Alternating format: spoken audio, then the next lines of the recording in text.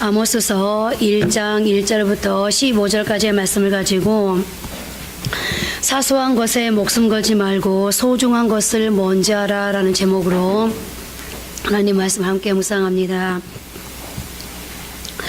아모스서는 이스라엘이 가장 풍요로웠던 시절에 기록된 성경으로서 특별히 북이스라엘을 대상으로 선포된 말씀입니다.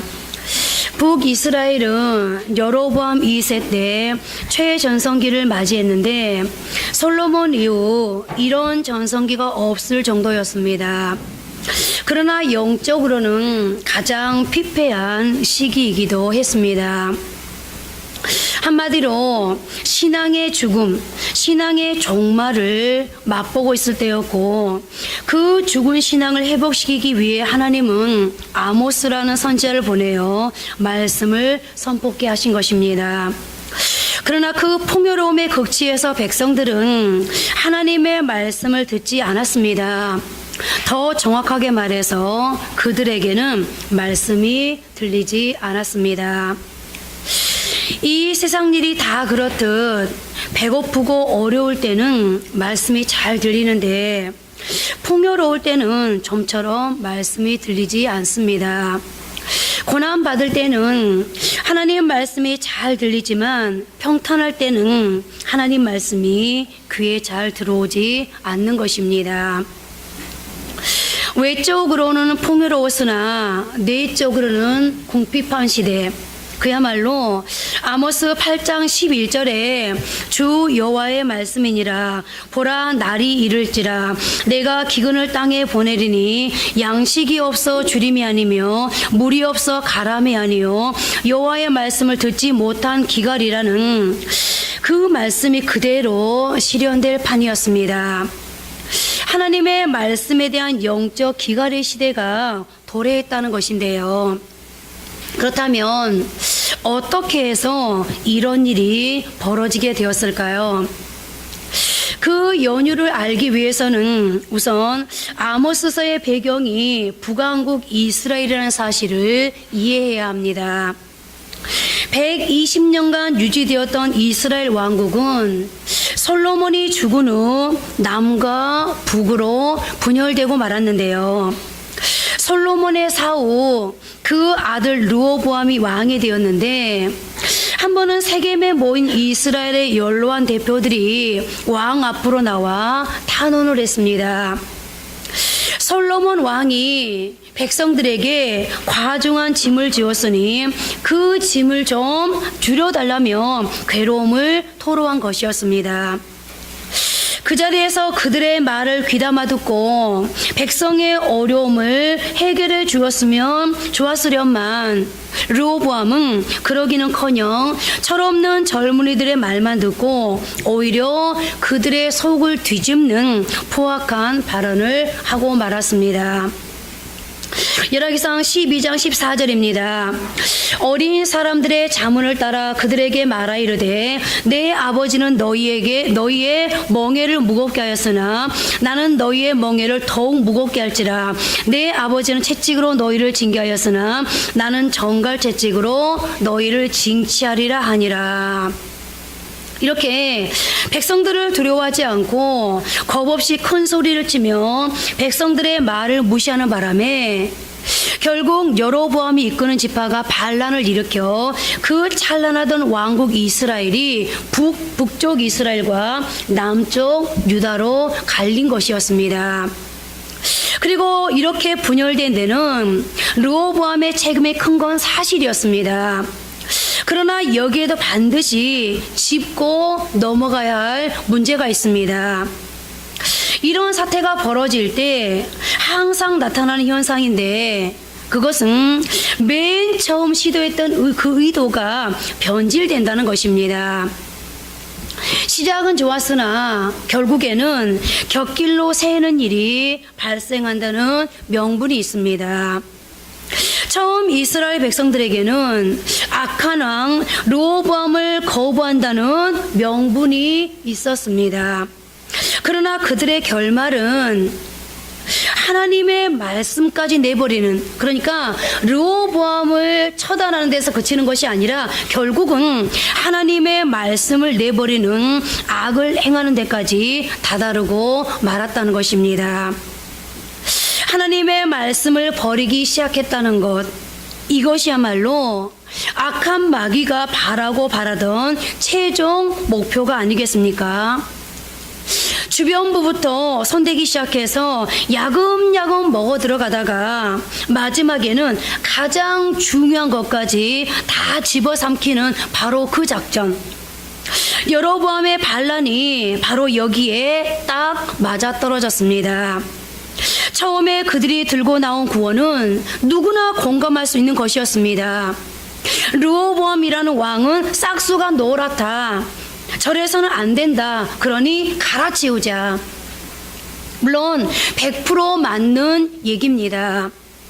그런데 점점 이게 아닌데 싶은 일들이 일어나더니만 결국 하나님 앞에서 드리는 예배, 하나님께 드리는 경배마저 다 내팽개쳐져 버리고 마는 그런 지경까지 이루고 맙니다. 그러더니 결국 여로보암과 북쪽 이스라엘은 하나님 섬기는 것을 거부하고 베델과 단 두 군데에 우상을 섬기는 성소를 만드는 데까지 이르게 됩니다. 사실 남쪽 유다의 문제, 즉 르호보암의 문제를 고쳐보겠다고 반란을 일으킨 나라가 북쪽 이스라엘입니다. 그런데 그 역사를 들여다보면 북쪽 이스라엘에서는 제대로 된 왕이 한 명도 나오지 않았습니다. 왕이 잘못됐다고, 왕을 처단해야 된다고 세운 나라가 북이스라엘입니다. 그런데 그 이후에 단 한 명도 제대로 된 왕이 나온 적이 없었다는 것, 참으로 아이러니하지 않습니까? 9개의 왕조, 19명의 왕 가운데 선한 왕은 단 한 명도, 더더군다나 백성을 위한 왕은 단 한 명도 없었습니다. 남쪽 유다도 사정은 비슷했지만 그래도 가끔은 아사라든지 여호사밧이라든지 요시아라는 꽤 쓸만한 왕들이 나왔습니다. 개혁을 들고 나온 북쪽 이스라엘의 결말은 이렇듯 완벽한 부패였던 것입니다. 그리고 그런 북이스라엘을 향해 하나님의 선지자가 전한 가장 중요한 메시지는 아모스 1장 2절에 그가 이르되 여호와께서 시온에서부터 부르짖으시며 예루살렘에서부터 소리를 내시리니 목자의 초장이 마르고 갈매산 꼭대기가 마르리로다 라는 말씀으로써, 이 말씀을 한마디로 하면 하나님의 음성을 들으라, 여호와의 음성을 들으라는 것이었습니다. 다시 말씀드리면 어려운 상황 가운데서 이스라엘 백성들이 그들의 신앙을 다시 회복하는 길은 바로 하나님의 말씀을 듣는 것이라고 사자가 울부짖듯이 외치고 있는 것입니다. 그런데 이때의 상황이 중요합니다. 제가 초반부에 말씀을 드렸던 것처럼 이 하나님의 메시지를 듣고 있는 북이스라엘 사람들은 그 이후에 없었던 최전성기를 누리고 있었던 때였다는 겁니다. 그야말로 물질적으로는 부족함이 없는 풍요로움을 누리고 있는 바로 그때, 그러나 반대로 영적으로는 기가 상태에 놓여있는 바로 그때 하나님께서 아모스를 통해서 여호와의 음성을 들으라, 하나님의 음성을 들으라 라고 말씀하고 있다는 거. 여러분, 하나님은 우리가 최전성기를 살아가고 있을 때, 그러나 그 최전성기를 사는 그 요소 때문에 하나님을 잃어가고 있다면, 하나님이 보실 때는 너희가 지금 인간적으로 볼 때는 최전성기를 누리고 있는 것인지 모르겠지만은 그것이 오히려 너희를 망하게 하고 있다. 그러니 최전성기를 살고 있는 지금의 그것에 속지 말고 하나님께로 돌이키라고 말씀하고 있는 것입니다. 그 말은 무슨 말이겠습니까? 너희가 누리고 있는 최전성기의 그 모든 요소들이 너희에게 진정한 복을 가져다 주는 것이 아니라 오직 하나님의 말씀이 너희들에게 지금 주어진 이 복을 지킬 수 있는 가장 강력한 힘이기 때문이라는 것을 말씀하고 있는데요. 오늘 여호와의 말씀을 들으라. 하나님의 말씀을 들으라. 바로 이것이 아모스서의 가장 중요한 핵심 메시지인데요. 하나님은 이제 아모스를 통해서 이스라엘과 유다를 향해 하나님의 말씀을 선포하기 시작하시는데, 처음부터 유다와 이스라엘을 향해서 직격탄을 날리지 않고 그 주변부, 즉 열국의 죄를 일일이 지적하는 것으로부터 시작해서 점점 아모스 후반부로 가면서 유다와 이스라엘을 향해 하나님의 심판의 화살을 조준하기 시작하십니다. 그래서 오늘 아모스서는 다메섹에 대한 심판, 블레셋에 대한 심판, 에돔에 대한 심판 등 다른 나라에 대한 심판 내용이 아모스 앞부분에 쭉 나오고 있는 것입니다. 그리고 바로 이것이 하나님의 설교 방법이었습니다. 사실 사람들은 누가 자기 얘기를 하면 잘 들으려고 하지 않지만 남 얘기를 하면 귀를 쫑긋 세우고 듣는 경향이 있습니다. 다윗도 그랬습니다. 그가 밧세와 동침하고 그 사실을 은폐하기 위해 그의 남편 우리아를 최전선에 내보내 죽였을 때 나단 선지자가 찾아와 이런 이야기를 들려주었습니다. 한 성에 양과 소를 많이 가진 부자와 작은 암양 새끼 한 마리를 키우는 가난한 자가 살았는데, 어느 날 부자에게 손님이 찾아와 그를 대접하려 하던 부자는 자기 양과 소를 아끼느라 가난한 사람의 작은 암양 새끼를 빼앗아 잡았다는 얘기였습니다.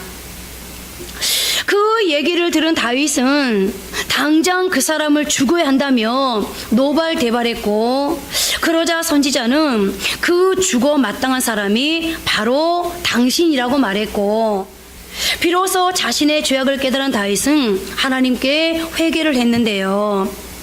만약 나단이 다윗 왕이여 당신에게 할 말이 있어 라면서 그의 죄악을 그 자리에서 낱낱이 드러냈다면 아마 다윗도 듣지 않았을지 모릅니다. 그러나 자기 얘기가 아니라 남의 얘기를 하니까 귀담아 들은 것이었습니다. 정작 무시무시한 심판의 메시지를 들어야 할 당사자는 이스라엘과 유다였지만 아모스에서 그 주변의 죄부터 언급하고 있는 것과 같습니다. 물론 너도 다르지 않다라는 논리적 발판을 마련하려는 속셈도 없잖아 있습니다. 그러나 잊지 말아야 할 것은 주변 사람들의 악한 모습이 사실은 나의 모습이라는 것입니다. 내가 악하니까 주변도 악해진 것인지도 모르겠는데요. 여러분도 한번 도표를 보십시오.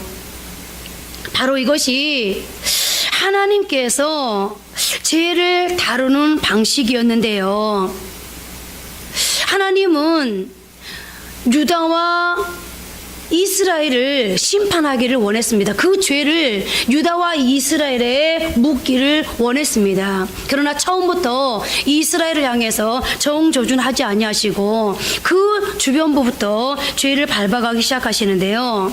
자, 그러면 이제 하나님께서 먼저 다루고 있는 이스라엘 주변 국가들의 죄는 무엇이었는지, 하나님께서는 이스라엘 주변국을 통해서 하나님의 말씀을 잃어버리고 신앙을 잃어버린 유다와 이스라엘 백성들에게 무슨 말씀을 하시고자 하시는지 살펴보도록 하겠습니다.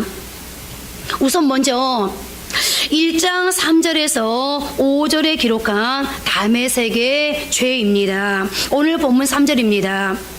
여호와께서 이와 같이 말씀하시되 다메섹의 서너 가지 죄로 말미암아 내가 그 벌을 돌이키지 아니하리니 이는 그들이 철 타작기로 타작하듯 길르앗을 압박하였음이라.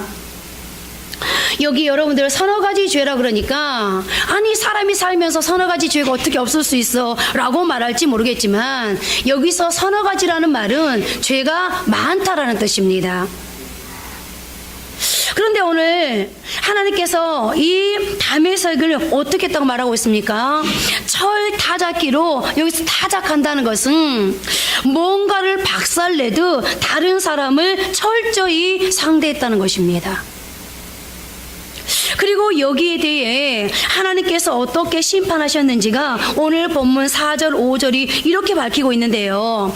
내가 하사엘의 집에 불을 보내리니 베나닷의 궁궐들을 사르리라. 내가 다메섹의 빗장을 꺾으며 아웬 골짜기에서 그 주민들을 끊으며 베데덴에서 규 잡은 자를 끊으리니 아람 백성이 사로잡혀 기르에 이르리라. 여호와께서 말씀하셨느니라. 하나님께서 지금 다메섹을 향해서 뭐라고 말씀하고 있습니까? 내가 하나님이냐?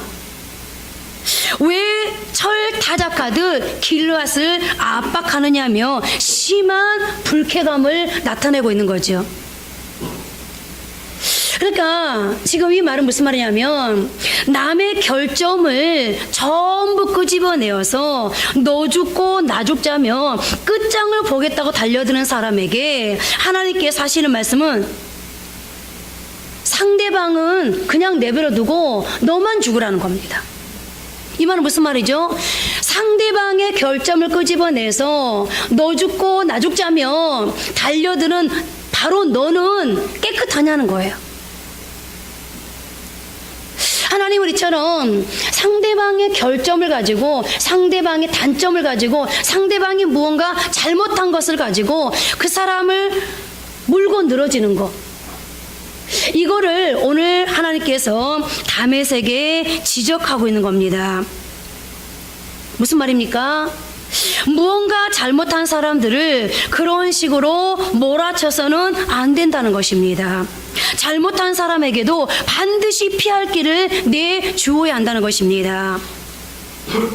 오늘 북왕국을 형성한 여로보암이 무엇 때문에, 누구 때문에 반란을 일으켰습니까? 르호보암의 잘못 때문이었습니다. 르호보암, 너는 잘못됐다는 거죠. 너는 사고가 틀렸다는 거죠. 너는 지금 잘못된 정치를 하고 있다는 거예요. 너는 지금 사람을 잘못 따르고 있다는 거예요. 이거는 르호보암의 결점이었습니다. 그러나 여로보암이 르호보암을 친 것이 무엇과 같습니까? 철 타작하듯, 철로 마치 무언가를 타작하듯 오늘 여로보암은 르호보암을 그렇게 상대했습니다.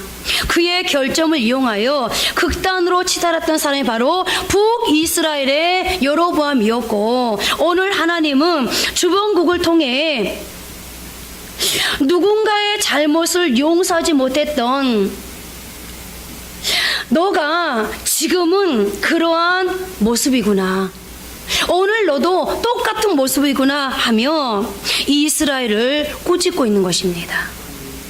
그야말로 여로보암은 자신의 감정에 그리고 주변 사람들의 만족에 집중하느라 하나님의 마음을 살피지 못했던 어리석은 사람 중에 어리석은 사람이었고, 바로 그것 때문에 이스라엘이 하나님의 심판의 경고를 듣고 있는 것입니다.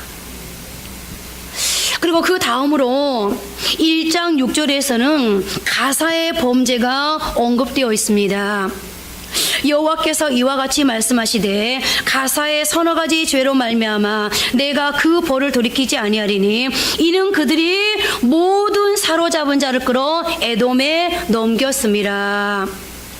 여기 사로잡은 그 포로들을 에돔에 넘겼다는 것은 그들을 전쟁을 통해서 짓밟는 것도 모자라서 전쟁을 통해서 잡힌 에돔의 그 노예들을 에돔의 노예로 다 팔아먹었다는 얘기입니다.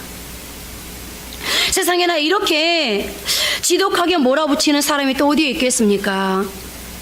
전쟁한 것도 모자라서, 그 나라를 짓밟는 것도 모자라서 잡힌 포로들을 노예로 팔아먹다니. 자기들의 이익을 위해서 사람의 인격과 목숨을 돈과 바꾸었던 사람들, 그들이 바로 가사 사람들이었습니다. 어찌되었건 다메섹과 가사는 지독한 극단주의자들이었고, 하나님은 그런 그들에게 심판을 경고하고 있는 것입니다. 여러분, 우리가 다메섹과 지금 이 가사를 통해서 볼 수 있는 것은요, 하나님은 결코 극단주의자들을 좋아하지 않는다는 거예요.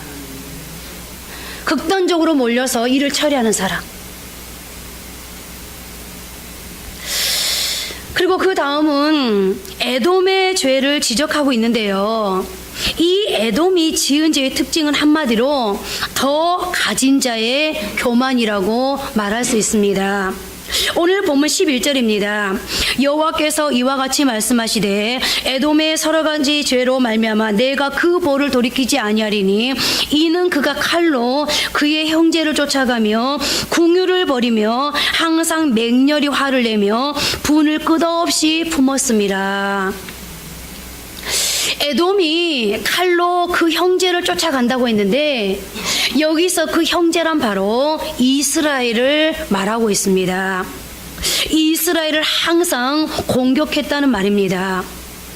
여러분도 아시는 것처럼 에돔은 에서의 후예입니다. 에돔을 심판하는 자세한 내용은 아모스서 다음에 나오는 오바다서에서 다루고 있는데요, 에돔의 죄와 징벌에 관해 오바다서 전체를 할애할 정도로 하나님께서는 에돔의 죄를 크게 여기셨는데요, 그렇다면 왜 하나님은 이처럼 에돔의 죄를 크게 다루실 수밖에 없으셨는지 그 이유가 궁금하지 않으십니까? 여러분들 아모스서를 보다 보면 저도 예전에는 그랬었어요.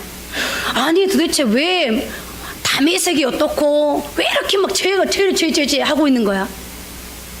그들이 도대체 어쨌다는 거야? 이런 생각을 했었는데요, 오늘 하나님께서 다메섹이라든가 가사라든가 암몬 이런 나라들은 조금 하나님께서 그래도 죄를 좀 경하게 다루시거든요.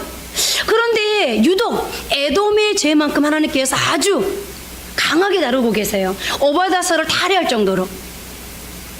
도대체 에돔의 죄가 뭔데 그런가? 이 에서의 후예인 에돔은 야곱의 후손이 이스라엘을 항상 미워했습니다. 그런데 그 이유가 무엇입니까? 그것은 바로 시기심과 열등감 때문이었습니다.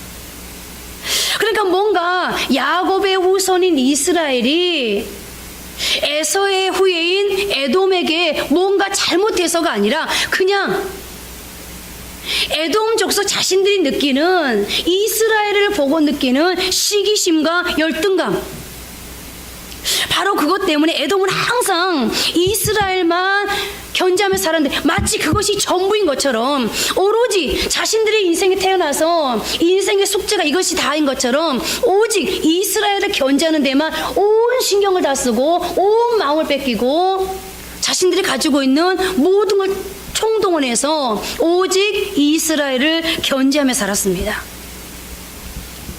이스라엘이 잘 되면 그것을 배합하고 못 견뎌 있는데요, 만약 여러분이 시기심이라는 죄에 대해서 알고 싶다면, 그리고 하나님은 시기심의 죄에 대해서 어떻게 다루고 계시는지를 알고 싶다면 에돔의 죄를 연구해 보는 것이 지름길이 될 정도였습니다. 그리고 그 시기심의 시작은 이것이었습니다. 원래 이삭의 장자권은 에서에게 있었습니다. 그러나 에서는 팥죽 한 그릇에 장자권을 야곱에게 팔아버렸습니다. 장자권을 팔아버린 뒤 에서는 그제야 그 장자권이 얼마나 대단한 가치가 있는지를 깨달았습니다. 그리고 성경은 장자권을 팥죽 한 그릇에 팔아버렸던 에서를 가리켜서 망령된 자라고 평가할 만큼 에서는 귀한 것을 귀한 줄 모르는 사람이었습니다. 우리도 마찬가지입니다. 우리의 예배가 얼마나 중요한지, 우리가 하나님의 자녀된 것이 얼마나 귀한 일인지, 하나님께서 우리에게 맡기신 이 사명, 이 직분이 얼마나 소중한 것인지 잘 모를 때가 있습니다. 참 묘하게도 없어지고 잃어버리고 난 뒤에야 그것이 귀한 것이었다고 뒤늦게 하소연합니다. 그것이 바로 에서의 죄였습니다. 그러나 만약 장자권을 잃어버리고 난 다음 에서가 다시 하나님 앞에 순종하는 모습으로 나와 또 다른 은혜를 구하며 나아갔으면 좋으련만 그는 그렇지 못했습니다. 그는 항상 과거 지향적이었습니다. 과거에 매여 있는 사람이었습니다. 자기가 과거에 누렸던 것, 잃어버렸던 것에 대한 안타까움을 안고 이스라엘에 대한 미움을 안고 살았습니다. 이스라엘을 바라보며 항상 원망하면서 저주하고 질투하면서 저건 원래 내 자리였는데 라며 아쉬워했습니다. 그러나 이 에돔 족속을 면밀히 살펴보면 하나님께서는 에돔과 에돔 족속에게 지혜라는 복을 주셨습니다. 특별히 에돔 사람 가운데 머리 좋은 사람들이 많이 나왔습니다. 그거는 이스라엘과 비교할 수 없을 정도였습니다. 그리고 에돔 사람들은 아주 에서를 닮아서 그런지 용맹스러웠습니다. 이스라엘 백성들이 약한 반면에 에돔 족속들은 지혜가 강하고 그리고 아주 용맹스러운 사람들, 그야말로 인생을 살아가기에 최적의 환경과 최적의 요소를 갖춘 사람들이었습니다. 그런데 정작 에돔 사람들은 이 점 때문에 더욱 비뚤게 나갔습니다. 에돔 사람들이 보기에 자기들보다 훨씬 열등해 보이는 이스라엘이 더 잘 사는 것 같고 하나님 앞에 조금 더 많이 쓰임 받는 것이 늘 화가 났던 것입니다. 그런데 그 화는 이스라엘을 시기하고 질투하는 것에서 멈추지 않고 이스라엘을 보면서 매번 우리보다 못났는데, 우리보다 못하는데 왜 저렇게 잘 사는 거야? 왜 하나님은 저 이스라엘만 쓰시는 거야? 라고 하다 보니까 그 화가 당연히 어디로 가게 되겠어요? 하나님께로 가게 된 거죠. 그래서 하나님은 오늘 이 에돔을 향해서 바로 그것이 죄라고 말씀하시고 있는 겁니다. 그들은 시기심과 열등감이라는 사소한 것에 집중하느라 자신들이 가진 큰 것을 놓치는 참으로 안타까운 사람들이었습니다. 그 다음은 욕심에 눈어두어 잔인해진 암몬의 죄입니다. 오늘 본문 13절입니다. 여호와께서 이와 같이 말씀하시되 암몬 자손의 서너 가지 죄로 말미암아 내가 그 벌을 돌이키지 아니하리니 이는 그들이 자기 지경을 넓히고자 하여 길르앗의 아이벤 여인의 배를 갈랐음이니라. 암몬 족속은 담메색보다 가사보다 그리고 오늘 에돔 족속보다 훨씬 잔인해진 사람들이었습니다. 자기들의 목적을 위해서라면 만행도 서슴지 않았는데 그런데 그 이유가 바로 탐심이 지나쳐서 잔액해진 것이었는데요. 이 이스라엘 땅 가운데 가장 가치 있는 땅이 길르앗 땅이었습니다. 이 길르앗은 고대 전쟁에서 군사 요충지였고 그 옛날에는 어떤 물건의 이름 앞에 길르앗이라는 말만 붙이면 아주 좋은 것이란 뜻이 될 정도로 가치 있는 땅이었습니다. 시계하면 스위스 시계, 옷하면 이태리 옷이라고 하듯 이스라엘 백성들에게 각 품목별 최고급품을 들라고 하면 손은 바산의 소요, 향유는 길르앗의 향유를 손꼽았을 정도였습니다. 그만큼 길르앗 나못은 풍요로움에 상징이었습니다. 또 이라크 지방에서 팔레스타인으로 넘어올 때 반드시 통과해야 하는 곳이기 때문에 통행세를 받아 챙길 수도 있었습니다.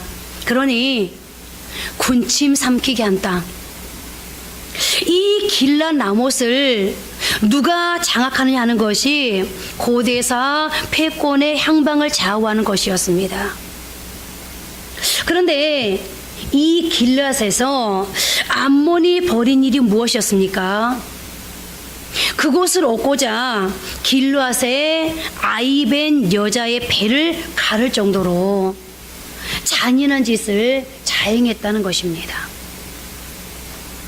요즘식으로 말씀드리면 돈만 손에 쥘 수 있다면 사람을 죽이는 일도 서슴지 않았다는 얘기입니다. 그렇게 살았다는 것이 암몬의 죄였는데요. 자신의 욕심에 눈이 멀어 그것에 집중하느라 진짜 복주실, 내가 뺏지 않아도 살게 해주실 그 하나님을 보지 못하는 사람들의 상징이 아닐까 싶습니다. 자, 그럼 이제 이 네 나라의 죄악성을 다시 한번 짚어보겠습니다. 다메섹은 상대방의 결점을 끄집어내어 뭔가를 박살을 내듯 철저하게 다뤘다는 것이고, 가사의 죄는 사로잡은 포로들을 노예로 팔아 자신들의 이익을 챙기는 것이었고, 에돔의 죄는 형제인 이스라엘을 시기하고 질투하면서 그들을 미워하고 원망했다는 것이었고, 암몬의 죄는 길랏을 빼앗아 자신들의 배를 채우자는 것이었습니다. 그리고 우리는 이 네 나라의 극단적인 행위의 모습에서 한 가지 공통점을 발견하게 됩니다. 자신들의 감정에 사로잡혀서, 그리고 유익을 위해서 하나님을 생각하지 못하고 다른 사람들의 인격과 생명을 짓밟고 있다는 것입니다.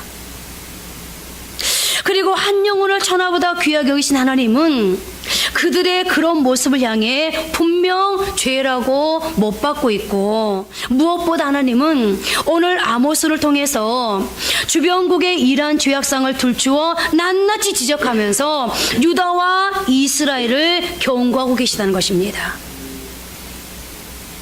그렇다면 오늘 이 네 나라들은 왜 이런 죄 형태들을 보일 수밖에 없었을까요? 그리고 하나님은 이 네 나라의 죄악상을 들추어서 지적하면서 이 네 나라를 통해서 유다와 이스라엘 백성들과 오늘 우리가 무엇을 깨닫기를 원하시는 걸까요? 첫째는 가치체계를 분명히 하라는 것입니다. 교육이란 무엇입니까?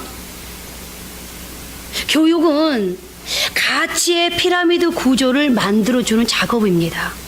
여러분들 학교 다니면서 교육 받는다 그러니까 영어를 배우고 수학을 배우고 국어를 배우고 사회를 배우고 역사를 배운다 이렇게 생각하는 데서 그쳐버리는데요. 영어, 국어, 수학, 국사 그리고 사회를 배우는 것, 이거는 딱 한마디로 요약하면 우리의 가치체계 피라미드를 형성해 가는 겁니다. 어떤 인생이 가치 있는 인생인가, 어떻게 살아야 가치 있게 살 수 있는가, 바로 이 한 가지를 배우기 위함인데요. 교육은 최고의 가치가 무엇이며 두 번째 가치는 무엇이고 세 번째 가치는 무엇이다라는 가치의 피라미드, 이거 가치체계를 구성해 주는 질이 바로 교육입니다. 우리가 의사결정을 할 때 무엇보다 가치의 순서로 결정을 내리기 때문입니다. 신앙교육도 마찬가지입니다. 신앙의 가치를 심어주는 것이 신앙교육입니다. 십계명이 무엇입니까? 하나님이 우리에게 주신 가치체계로서 오직 하나님만 섬기는 것이 최고의 가치라는 것을 가르치고 있는 것입니다. 그리고 우리는 거기서부터 행해야 할 일들을 결정할 수 있게 됩니다. 그런데 오늘 이스라엘과 유다는 그 가치체계가 무너져 있었습니다. 그러므로 그들은 하나님보다는 자기 자신의 감정을 그리고 욕심을 앞세울 수밖에 없었습니다. 그것은 이스라엘의 주변국들도 마찬가지였고, 그러므로 하나님이 원하는 가치 체계를 오늘 이 경고의 메시지를 통해서 바로 하라는 것인데요. 그러면 하나님이 말씀하시고자 하시는 그 가치 체계, 하나님이 원하시는 가치의 피라미드, 가장 우선돼야 될 게 무엇인가? 하나님은 그들이 어떤 것을 첫 번째 가치의 자리에 두기를 원하시는 것이었을까요? 여러분, 오늘 하나님께서 저와 여러분들에게도 이 네 나라를 예로 들어주면서 저와 여러분들에게도 어떤 가치 체계를 갖기를 원하실까요? 그것은 두말할 것도 없이 바로 말씀입니다. 그러므로 두 번째는 말씀으로 돌아가는 것입니다. 성도의 삶에서 가장 중요한 것은 말씀입니다. 하나님은 우리와 말씀으로 만나길 원하시고, 말씀으로 우리가 어떻게 살아가야 할지를 알려주시고, 말씀을 통해 우리가 어떻게 복받는 인생, 승리하는 인생을 살 수 있는지를 가이드하십니다. 그렇기 때문에 다른 것은 다 포기하더라도 말씀은 결코 포기해서는 안 되는 것입니다. 그런데 오늘 이스라엘과 유다는 하나님의 말씀을 듣지 않았고, 아니 들으려고도 하지 않았습니다. 그러니 점점 하나님의 말씀은 마음에서 사라져가고 세상적인 것들이 그들을 사로잡을 수밖에 없었고, 그러므로 마치 그들은 세상이 전부인 것처럼 흔들리는 모습 속에 살 수밖에 없었습니다. 오늘 하나님은 주변국을 통해 그런 이스라엘 백성들에게 말씀으로 돌아가지 않으면, 너희가 기본으로 돌아가지 않으면 지금의 그 죄를 여전히 반복하게 될 것이라고 경고하고 있는 것입니다. 세 번째, 인간관계의 중요성을 깨달아 알아야 한다는 것입니다. 내가 이득을 얻느냐, 못 얻느냐보다 더 중요한 것은 사람과의 관계를 깨지 않는 것입니다. 오늘 다메섹도 그랬고, 가사도 그렇고, 에돔도 그렇고, 암몬도 그렇고, 그들은 사람과의 관계를 아주 하찮게 여겼습니다. 우습게 여겼습니다. 그래서 하나님이 맺어준 관계를 자신들의 손으로 깨버리고 말았습니다. 그런데 오늘 우리가 살펴본 이 네 나라는 모두 다 하나님께로부터 바로 그것 때문에 징계를 받지 않습니까? 심판을 경고받지 않습니까? 무슨 말이겠습니까? 인간관계를 중요하게 여기라는 겁니다. 이제 우리가 이 네 나라를 보면 이 네 나라의 공통점이 가치 체계를 바르게 설정하지 못했다는 것, 그들에게는 말씀이 사라져 버렸습니다. 인간관계를 중요하게 여기는 마음이 없었습니다. 그러므로 그들은 그렇게 극단주의적인 잔인한 죄를 범할 수밖에 없었던 것입니다. 그들에게 가치 체계가 실종돼 버리자 매 순간의 선택의 상황 앞에서 하나님의 말씀으로 대처할 수가 없었고, 사소한 것에 집중하느라 더 큰 것을 놓쳐버리는 어리석은 사람이 될 수밖에 없었는데요.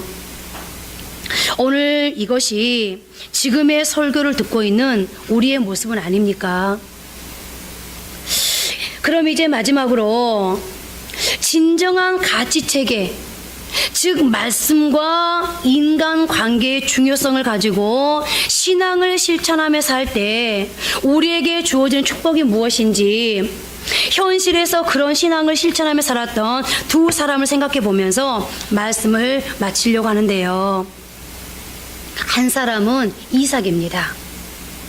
이삭은 아비멜렉이라는 블레셋 왕과 블레셋 사람들이 그의 부를 시기하여 그가 오물만 파면 흙으로 메워버리고 자기들 소유라고 주장하는 그런 일을 당했습니다.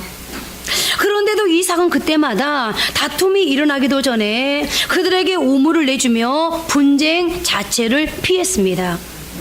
블레셋 사람들이 아무리 그를 대적하려 해도 이삭은 온유한 자세로 일관했고, 하나님께서는 시비가 붙을 때마다 다투지 않고 조용히 자리를 내준 이삭을 크게 축복하시고 그의 지경을 넓혀주셨습니다.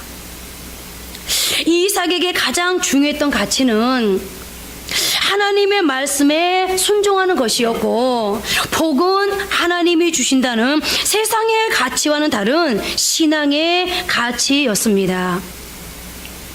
그는 하나님이 복을 주신다고 믿었기에 그 하나님을 가장 우선하는 자리에 둘 수 있었고, 그러므로 아비멜렉이 아무리 시비를 걸어도 싸우지 않고 달라는 대로 다 내줄 수 있었습니다. 더 중요한 가치가 무엇인지 알았기 때문에 덜 중요한 것을 양보하는 인생을 산 것입니다. 그리고 그때 하나님은 이삭을 복되게 하셨고 원수들의 목전에서 상을 베푸시는 축복을 허락하셨던 것입니다. 또 한 사람 아브라함도 그랬습니다. 아브라함의 조카와 목자와 조카 롯의 목자가 싸울 때 그가 어떻게 했습니까? 내가 좌하면 나는 우하고 내가 우하면 나는 좌하리라 하며 양보했습니다. 그렇게 해서 롯은 소돔과 고모라를, 아브라함은 하나님으로부터 축복된 땅 가나안을 받게 되었습니다. 그렇습니다. 아브라함과 이삭의 정책은 항상 승리했습니다. 어디로 가든지 하나님이 축복해 주는 바로 그곳이 적과 꿀이르는 가나안 땅이 될 수 있다고 믿었기 때문입니다. 이제 말씀을 맺겠습니다. 우리는 하나님의 백성들입니다. 하나님이 주시는 복으로 사는 존재들입니다. 하나님이 함께 하시면 하나님이 함께 하시는 바로 그 땅이 축복의 가나안인 것입니다. 길락 같은 것에 목숨 걸 필요가 없습니다. 이제 우리는 어떤 가치 체계를 가지고 무엇을 우선하며 살아야겠습니까? 지금 내가 느끼는 감정, 지금 내 눈앞에 보이는 유익, 그 사소한 것을 붙들고 사는 것이 다인 그것에 집중하며 사시겠습니까?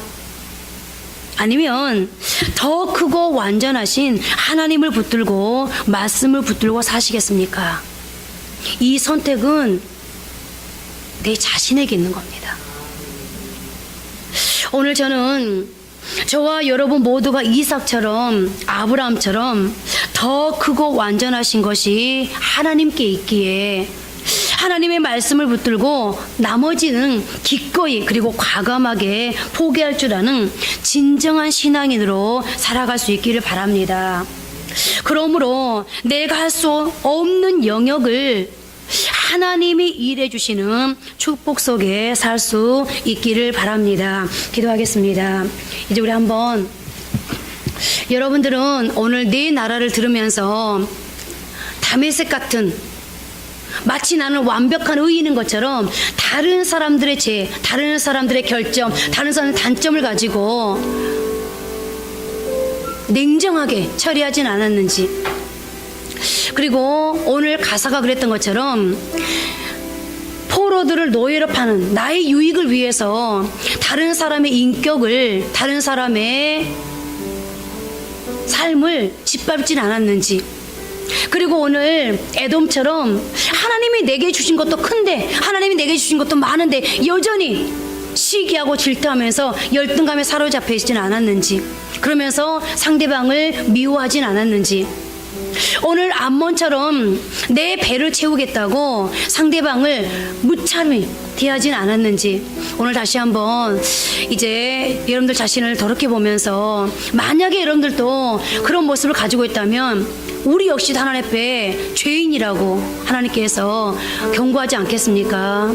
오늘 우리 자신을 돌이켜보면서 하나님 앞에 고백하고 용서를 구하면서, 그러나 오늘 이삭처럼 아브라함처럼 그럼에도 불구하고 그렇게 살아갈 수 있는 바른 가치 체계를 가질 수 있는 사람 되게 해달라고 한번 기도하시기 바랍니다. 오늘 다메섹이, 가사가, 에돔이, 그리고 암몬이 그랬던 것처럼 하나님, 자기 자신의 감정에 집중하고 자기 자신에게 돌아올 유익에 집착하면서 하나님 앞에 범죄했던 이 네 나라의 모습이 오늘 나의 모습이라면 하나님, 우리도 하나님의 심판의 메시지 앞에 어찌 자유로울 수가 있겠습니까? 그러나 하나님께서 또 한 번 우리에게 오늘 이 메시지를 통하여서 아모스를 통해 유다와 이스라엘, 하나님 처음부터 유다와 이스라엘에게 너희에게는 이러이러한 죄가 있다라고 하나님께서 지적하지 아니하시고 하나님 주변국부터 이렇게 아버지 하나님의 죄를 아버지 하나님 이제 지적해 오신 것은 하나님 무슨 이유 때문이겠습니까? 하나님께서 주변국부터 이렇게 아버지 하나님의 죄를 지적하면서 점점 이스라엘을 향해서 오고 있는 것은 그 동안에라도 주변국을 말씀하고 있는 이 동안에라도 하나님 이스라엘이 유다가 하나님 앞에 깨닫고 회개하기를 하나님께서 바라면서 그런 시간을 여유를 기회를 주고 있는 거 아니겠습니까? 하나님, 그러나 우리가 아모스서 2장을 보면 결국 유다도 이스라엘도 하나님의 그 심판의 대상에 아버지 하나님 제외되지는 못했습니다. 하나님의 그 경고의 메시지 앞에 피해가지는 못했습니다. 하나님, 오늘 우리에게 하나님께서 오늘 이 말씀을 통하여서 어쩌면 또 한 번의 사인을 주고 계신지도 모릅니다. 내가 너의 그 모습을 다 한다. 그러나 용서해 줄 수 있다. 하나님, 우리가 만약에 다메섹 같은 모습을 가지고 있다면, 가사와 같은 모습을 가지고 있다면, 에돔과 같은, 암몬과 같은 모습을 가지고 있다면 이 시간 하나님 앞에 회개할 수 있도록 도와주시오되, 무엇보다 사소한 것에 하나님 마치 내 감정이 지금 느끼고 있는 내 기분이 내 감정이 전부인 것처럼 그 감정에 휩쓸려서 무언가 극단적으로 처리하지 아니하도록 하나님 도와주옵소서. 하나님, 지금 당장 내 눈앞에 보이는 이득이 마치 전부인 것처럼 하나님 욕심에 취해서 그것에 집중하느라 그것에 성실히 아버지 하나님 행하무라 하나님의 말씀을 뒤로 아버지 하나님이여 밀어버리는 그런 어리석은 삶 되지 아니하도록 주여 도와주옵소서. 오늘 하나님은 이제 말씀하십니다. 너희가 그렇게 될 수밖에 없었던 것은 너희의 가치체계가 잘못되었기 때문이다. 하나님, 우리는 어떤 가치체계를 가지고 있습니까? 하나님의 말씀을 우선하는, 하나님의 명령과 하나님의 요구를 우선하는 그런 가치체계를 가지고 있습니까? 하나님, 하나님의 이제 명령 앞에 인간관계의 중요성을 아버지 하나님 늘 실천하며 살아가는 그런 가치체계를 가지고 있습니까? 하나님, 하나님은 십자가를 통해서 우리에게 큰 진리를 가르쳐 주셨습니다. 예수 믿는 사람이라면 누구든지 다 하나님과의 관계가 바르게 설정된 사람, 인간과의 관계가 바르게 설정된 사람, 그 사람이야말로 이 땅에서 십자가를 실천하며 살아가는 사람이라고. 그래서 오늘 하나님은 이 네 나라를 통해서 우리에게 십자가를 가르쳐 주십니다. 하나님, 하나님의 말씀이 무엇입니까? 하나님, 하나님의 말씀이 곧 하나님 아니겠습니까? 하나님, 하나님의 말씀을 가장 앞서며 살아가는 사람, 그 사람은 하나님과의 관계가 바르게 설정되고 바르게 유지되는 사람일 것이고, 하나님, 인간관계를 참으로 귀하게 여기고 사람을 귀하게 여기며 살아가는 사람은 하나님 십자가의 그 양파를 실천하며 살아가는 사람일 것입니다. 하나님, 오늘 하나님 앞에 다메섹처럼 가사처럼 아버지 하나님 이제 에돔처럼 암몬처럼 이렇게 어리석은 삶을 살아가는 사소한 것에 집중하는 아버지 하나님 그런 사람이 아니라 오직 하나님께 집중할 수 있는 더 소중하고 완전한 것에 우리의 시선을 두고 우리의 삶을 두고 마음을 두며 살아갈 수 있는 복된 삶들 되게 도와주셔서 오늘 이삭처럼 아브람처럼 하나님 내가 할 수 없는 영역에 하나님의 일해 주시는 그런 놀라운 축복을 받고 살아갈 수 있는 하나님의 영적인 육적인 지경을 넓혀주는